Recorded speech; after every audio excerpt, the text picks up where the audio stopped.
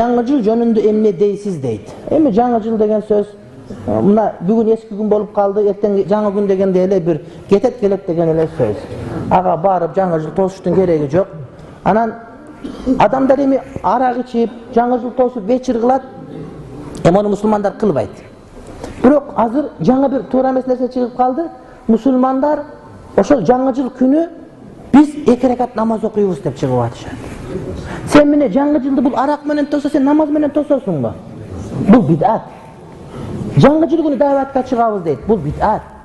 Жаңы жыл күндү ибадат менен алек кылба сен. Сен үчүн катардагы күн болсун. Эгерде дайыма даватка чыгып жүрсөң, ошол күнгө туш келип ката туш кала берсин, пожалуйста. Бирок адамдар ушинтип эткен, саат 12 болгондо туң дегенде мен Аллаху акбар деп 2 ракат намазга турам. Жок, бул бидат. Сен менен намаз менен тосуп атат. Анда сен эмне фаркың калды? Анчалык кор кылба ибадатты. Жөн эле уктай бер. Намаз Кур'ан окуп кел, укта болду, бүт эртең таң атат. Сен тосуңан келбей калбайт ошондой.